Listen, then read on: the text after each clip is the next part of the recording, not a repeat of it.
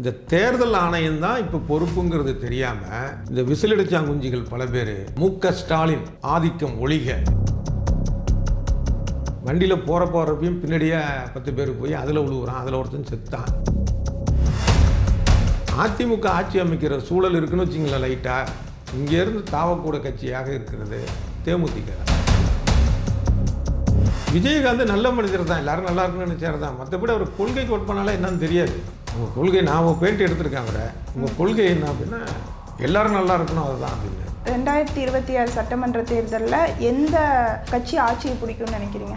உலகத்தில் யாருமே சொல்ல முடியாது. இல்லை, உங்களுக்கு ஒரு வியூகம் இருக்கும்ல, அதை தான் சொல்கிறேன். அந்த வியூகத்தை யாருமே கரெக்டாக சொல்ல முடியாது. அந்த மாதிரி தேர்தல் முறை ஒரு ஓட்டில் மாறி போயிடும். இதில் இந்த கருத்து கணிப்புங்கிறதுலாம் பெரிய ஃப்ராட்.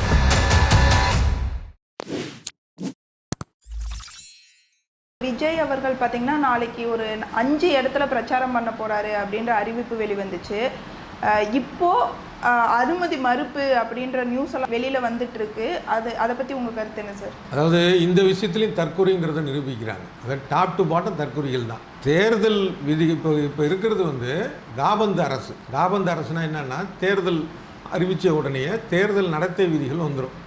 முதலமைச்சர்லேருந்து யாருக்கும் அமைச்சர்களுக்கு பவர் கிடையாது. அவங்க ஒரு அதிகாரத்தில் இருப்பாங்க, அவ்வளோதான். அதிகாரத்தில் பேருக்கு இருப்பாங்க. காவல்துறையும் தேர்தல் ஆணையத்துடைய கட்டுப்பாட்டில் வந்துடும். அதனால தான் பல மாநிலங்கள்லையே இங்கே கூட அதிகாரிகளை காவல் அதிகாரிகளை மாற்றுறது.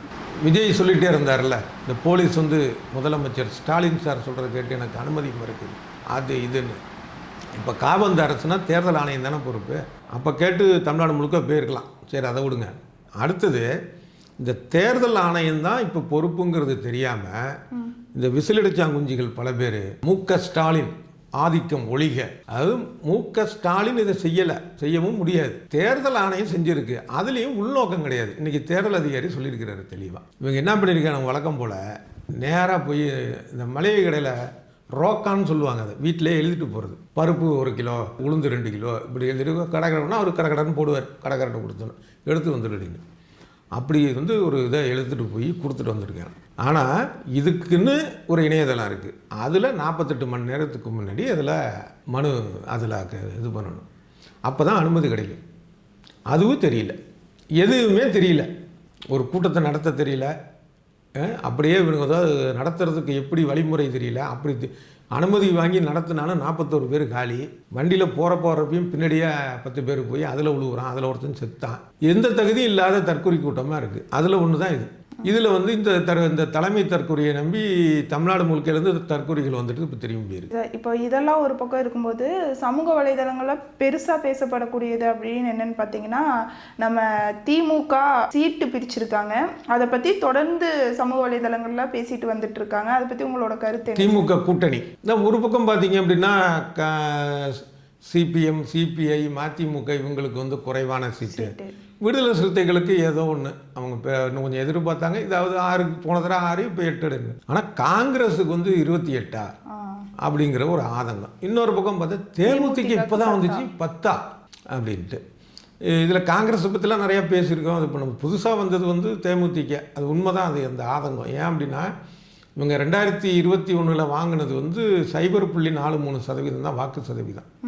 அடுத்தது தேமுதிகவுக்கு கொள்கை கோட்பாடு அதெல்லாம் ஒன்றுமே கிடையாது.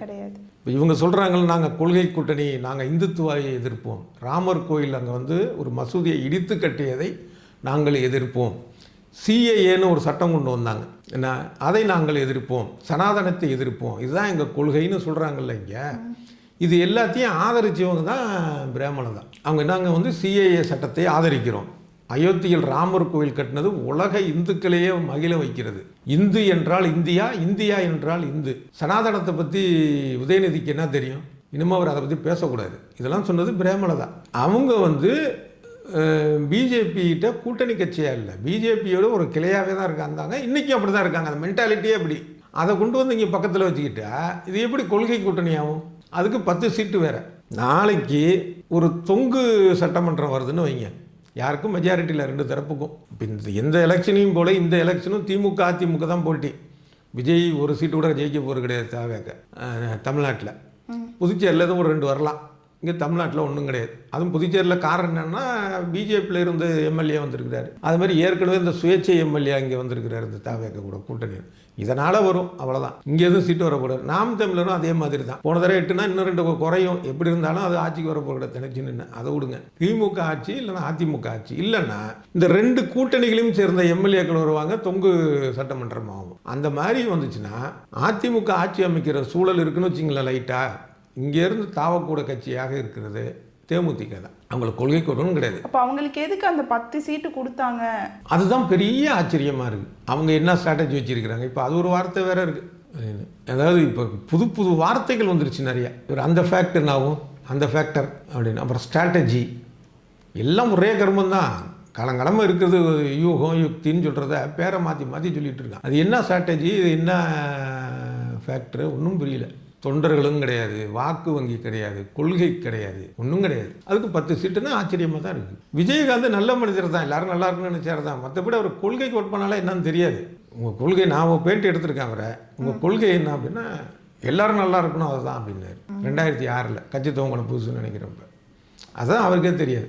அவருக்கு தெரிஞ்ச அந்த ஒரு கொஞ்சம் நெஞ்சம் கூட இவங்களுக்கு தெரியாது. அப்போ அவங்கள்ட்ட போய் என்னத்தை எதிர்பார்க்க முடியல. விஜயகாந்த் இருந்து என்ன செஞ்சிருப்பார். சந்தர்ப்ப சூழல் இப்படி இருக்கா, ரைட்டு கூட ஏதாச்சும் ஒன்று வரட்டும் அப்படிங்கிறது சகஜமான விஷயம் தான். இதை தொடர்ந்து மக்கள் நீதி மைய தலைவர் கமலஹாசன் பார்த்தீங்கன்னா கொடுத்த 2 சீட்டுமே வேண்டாம், உதயசூரியனுக்கு ஆதரவு தெரிவிக்கிறேன் அப்படின்ற மாதிரி பேசியிருந்தாரு. அவரை பற்றி நிறையா சமூக வலைதளங்கள்ல நிறையா கருத்துக்கள், ஒவ்வொருத்தரும் அவங்களோட கருத்துக்களை ஷேர் பண்ணிட்டு இருந்தாங்க. உங்களோட கருத்து என்ன சார் இதில்? அவர் எடுத்த முடிவு சரியான முடிவு. எனக்கு இங்கே சீட் இல்லைன்னா நான் எதிர் கூட்டணிக்கு போகிறேன்ட்டு போகக்கூடிய அரசியலில் இல்லை, நான் என்டிஏ கூட்டணி அப்படிங்கிறது, அதிமுக கூட்டணிங்கிறது எனக்கு உடன்பாடாது இல்லாதது.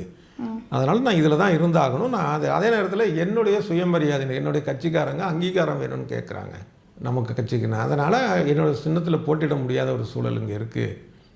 அதனால் எனக்கு வேண்டாம் அப்படிங்கிறது மிக உயர்ந்த ஒரு உயரிய முடிவு தான் சார். அந்த ஏடிஎம்கே டிஎம்கே சீட் அலைன்மெண்ட் பற்றி என்ன நினைக்கிறீங்க? அதிமுகவுடைய ஒரு சீட்டு அலைன்மெண்ட்டு பார்த்தீங்கன்னா எடப்பாடி பழனிசாமி மீது ஒரு பெரிய மரியாதை வரக்கூடிய அளவுக்கு இருக்குது. ஏன்னா ஆரம்பத்திலே பார்த்தீங்கன்னா நான் உட்பட பிஜேபி எடப்பாடியை இயக்குது. இங்கேருந்து இவர் எத்தனை தடவை போவார், டெல்லிக்கு ஓடி ஓடி போகிறாரு. தமிழ்நாட்டை பொறுத்தளவில் என்டிஏ தலைவர்னா இவர் தான் சட்டமன்றத்து. அப்போ பாஜகவுடைய ஆட்கள் தானே இங்கே பேசணும். இவர் ஏன் அங்கே எத்தனை தடவை போகிறாரு. அதே மாதிரி பார்த்தீங்கன்னா பாஜக 60 சீட்டு கேட்குது, 55 கேட்குதுன்னு தகவல்கள் உழவுச்சு, யூக தகவல். அந்த மாதிரிலாம் ஒரு அள்ளி கொடுத்துருவாரோ, ஐயோ என்ன அப்படிங்கிற. ஏன்னா ஒரு தேவையில்லாத தேசிய கட்சிகள், மாநில கட்சி ஓகே, திராவிட கட்சினா இவங்க வருவாங்களோ அப்படின்னு. ஆனால் அதை ரொம்ப அழகாக டேக்கிள் பண்ணி 27 சீட்டில் நிறுத்திட்டார். இப்போ எக்ஸ்ட்ரா தாமாக்க அதுவும் இதில் தான் போனால் கூட அதையும் சேர்த்தா கூட தாமரை சின்னம் 31லேருந்து 35க்குள்ளே ரைட் முடிஞ்சிச்சு. அது ஒன்று. அடுத்தது பிரச்சனைக்குரிய தேவையில்லாத பிரச்சனை உண்டாக்க பார்த்த பாஜகவை அவர் சரியாக களம் கண்டு அடக்கியிருக்கிறார். என்னென்னா திருப்பரங்குன்றத்தில் பாஜக நிற்கணும்னு விரும்பிச்சு, அங்கே ஏடிஎம்கே தான் நிற்கிது, பாஜகவுக்கு தரல. ஏன்னா அங்கே போய் இருந்துக்கிட்டு தேவையில்லாத ஒரு பிரச்சனையை உண்டாகிட்டு இருப்பான். கார்த்திகை தீப பிரச்சனை மாதிரி மறுபடியுதுன்னு, அது வேணாம். அப்போ அதில் அவர் கரெக்டாக டேக்கிள் பண்ணியிருக்கிறார். சீட்டு அலைன்மெண்ட்டும் பார்த்தீங்க அப்படின்னா எந்த கட்சிக்கும் பாகுபாடு எதுவும் இல்லை. ஜெயிக்கிற மாதிரியான கட்சி தொகுதி இருக்குது, அதே நேரத்தில் ஒரு கடுமையாக போட்டி இருக்கக்கூடிய தொகுதியில் இருக்குது. அப்படி நிரவி கொடுத்துட்டார். அதில் எந்தவித இதுவும் பார்க்கல. இதில் பிஜேபி தலையிட விடல. ஏன்னா பிஜேபி என்ன நினச்சாங்கன்னா, உதாரணத்துக்காக சொல்கிறது என்னென்னா, சென்னையை பொறுத்தளவில் வேளச்சேரி, டி நகர், மயிலாப்பூர் 3த்தையும் வாங்கணும். மயிலாப்பூர் ஓகே கொடுத்துட்டாங்க, ஆனால் டி நகரும் வேளச்சேரியும் தரலை. இந்த பாஜகவுடைய ஒரே ஒரு கவுன்சிலர், சென்னை மாநகராட்சி கவுன்சிலர் டி நகர் ஏரியாக்குள்ளே தான் வர்றாங்க. ஆனால் அது முதற்கொண்டு ஏடிஎம்கே தரலை அவர் யார்.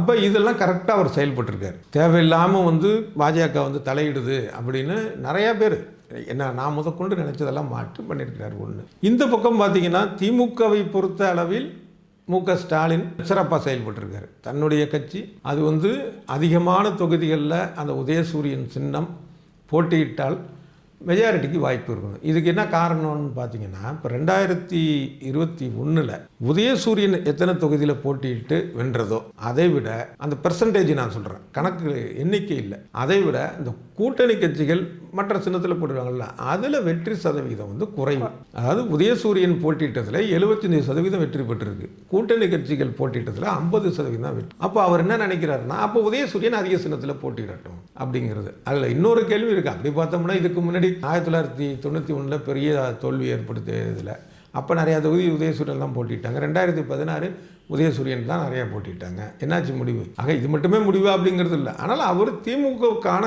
விஷயங்களாக தனித்து ஆட்சி அமைக்கணும் அப்படிங்கிறதுல அவர் ரொம்ப தெளிவாக அதை பண்ணியிருக்காரு. அதில் சில கட்சிகளுக்கெல்லாம் வருத்தம் தான். அதாவது சீட்டு போன தடவை விட குறைஞ்சிருச்சு அப்படிங்கிற வருத்தம் இருக்குது. ஏன் உதாரணமாக பார்த்தீங்கன்னா, இப்போ சிபிஎம் சிபிஐயாக இருக்கட்டும், அதிமுகவாக இருக்கட்டும், ஒரு தொண்டர் 10 பேருக்கு சமம். தேமுதிகெல்லாம் அப்படி எத்தனை பேர் இருக்காங்கன்னு தெரியல. இப்போ அதுக்கு கொடுத்துட்டு இந்த மாதிரி பண்ணுது. இதனால ஒரு மைனஸ் இருக்குது. இப்போ மதிமுகவுக்கு 4 சீட்டு கொடுத்துருக்காங்க. அதில் ஒரு தொகுதியில் மட்டும்தான் அவங்களுடைய கிடைக்கிற சின்னம். மீதி 3 உதயசூரியன் தான்.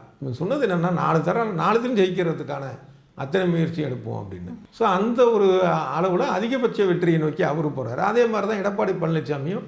அது ஏன்னா அந்த எலெக்ஷன் அறிவிக்கிறதுக்கெல்லாம் முன்னாடியே அவர் வந்து கிட்டத்தட்ட ஒரு 90% தொகுதிகளுக்கு அவர் போயிட்டு வந்துட்டார்.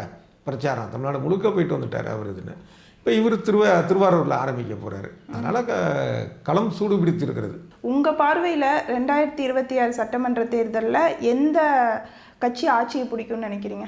இது வந்து உலகத்தில் யாருமே சொல்ல முடியாது. இல்லை, உங்களுக்கு ஒரு வியூகம் இருக்கும்ல? அதை தான் சொல்கிறேன். அந்த வியூகத்தையே யாருமே கரெக்டாக சொல்ல முடியாது.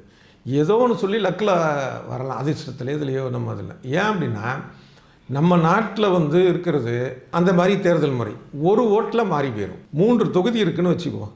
அதில் திமுக தலா 2 வாங்குது, 6 ஓட்டு மொத்தம். அதிமுக வந்து 2 தொகுதியில் ஒரு ஓட்டு வாங்குது, இன்னொரு தொகுதியில் 8 ஓட்டு வாங்குது, மொத்தம் 10 ஓட்டு. ஆனால் 6 ஓட்டு வாங்கின திமுகவுக்கு 2 தொகுதி கிடைக்குது. ஏன்னா இது 2 வாங்கியிருக்கு, அதிமுக 1 வாங்கியிருக்கு. இன்னொருத்துலேயும் திமுக 2 வாங்கியிருக்கு, அதிமுக 1, 2 தொகுதி. அடுத்ததில் பார்த்தா திமுக அதே 2, அதிமுக 8. ஆக 10 ஓட்டு வாங்கின அதிமுகவுக்கு 1 தொகுதி, 6 ஓட்டு வாங்கின திமுகவுக்கு 2 தொகுதி. உதாரணத்துக்காக சொல்கிறேன். இது இங்கே வந்து இருக்கக்கூடிய தேர்தல் முறை. இதில் இந்த கருத்து கணிப்புங்கிறதுலாம் பெரிய ஃப்ராடு. கருத்து கணிப்பை உருவாக்கியவன் முட்டாள், பரப்பியவன் அயோக்கியன், நம்புகிறவன் காட்டு மிராண்டி. பெரியார் வந்து இதை கடவுளுக்கு சொன்னார். கடவுளை கற்பித்தவன் முட்டாள், பரப்பியவன் அயோக்கியன், நம்புகிறவன் காட்டு மிராண்டன். அந்த மாதிரி தான் கருத்து கணிப்பு. அந்த மாதிரி இந்த யூகம்ங்கிறது பழிக்கவே பழிக்காது. சில சமயம் நீங்கள் சொல்கிறீங்க, இல்லை அவர் சொன்னார் அது அப்படியே பழிச்சிருச்சுன்னா அது குத்து மதிப்பாக நடக்கிறது தான். கிராமத்தில் பூசாரி என்ன செய்வான், சாமி வந்துச்சுன்னா கர்ப்பிணி பெண்களை பார்த்துட்டு பிறந்தா ஆம்பளை பிள்ளை, தப்புனா பொம்பளை பிள்ளைம்மா, ஆம்பளை பிள்ளையே பொம்பளை பிள்ளையே எது பிறந்தாலும் நான் தான் அன்றைக்கே சொன்னலன்றான். நன்றி சார். நன்றி.